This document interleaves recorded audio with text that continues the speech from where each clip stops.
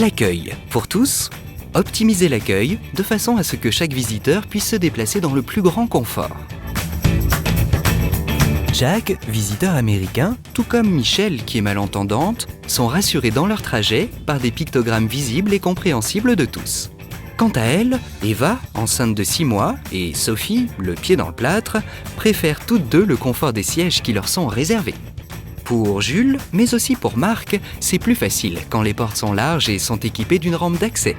Des visuels colorés, en gros caractères, ainsi que des indices sonores vont permettre à Bernard de se repérer. Le CRT vous accompagne dans toutes vos démarches d'accueil. Une équipe dédiée vous conseille pour vous permettre d'accueillir le visiteur dans les meilleures conditions possibles.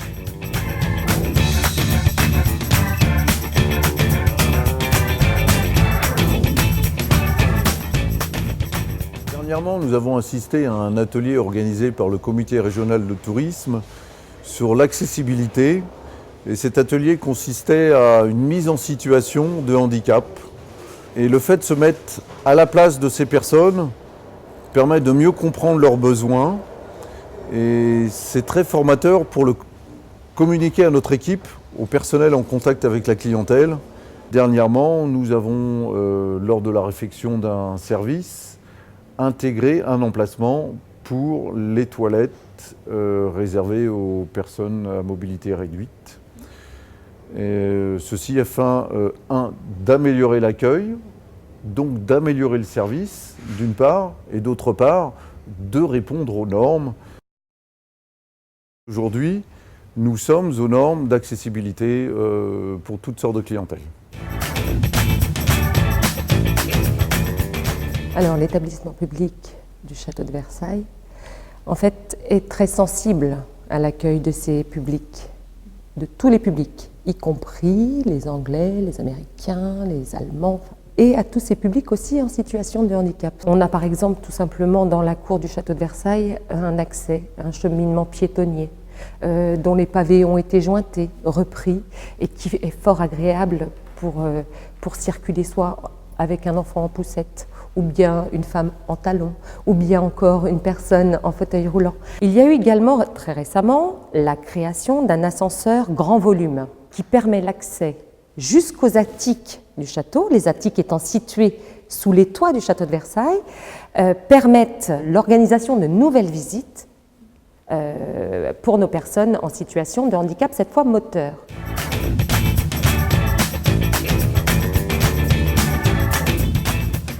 Nous avons découvert, avec les exigences de la rénovation complète d'un établissement recevant du public, un ERP, qu'il était très important donc de se conformer aux règles d'accessibilité. Avant une contrainte et aujourd'hui un avantage évident, c'est que les chambres sont plus grandes, sont plus confortables. Au début des exigences pour nous dans le cadre d'une rénovation complète, mais à la fin une réelle plus-value pour notre établissement. Je me rends compte que tout est aux normes, que je peux accueillir n'importe quelle personne dans l'établissement, qu'elle soit valide ou pas. Et c'est une certaine fierté pour moi en tant que chef d'établissement et aussi vis-à-vis de la collectivité. Savoir accueillir tous les publics dans leur diversité. Bien sûr, la formation est au cœur de ça et la formation pour les agents qui sont au contact du public. Nous savons aussi que cette formation n'est jamais suffisante et qu'il faut sans cesse parler d'accessibilité. En partenariat avec les associations qui nous aident dans ces choix-là, on pose vraiment le problème de la conception universelle, des espaces, des aménagements, des équipements. Nous avons au cœur de nos projets l'accessibilité réussie sur le bus, sur le RER, sur le tramway. Aujourd'hui, 62 gares de RER accessibles sur les 65 exploitées par la RATP. Nous avons 200 lignes de bus accessibles sur les 350 lignes de l'entreprise. Au début de l'année 2015, la RATP exploitera 100 km de tramway parfaitement accessibles.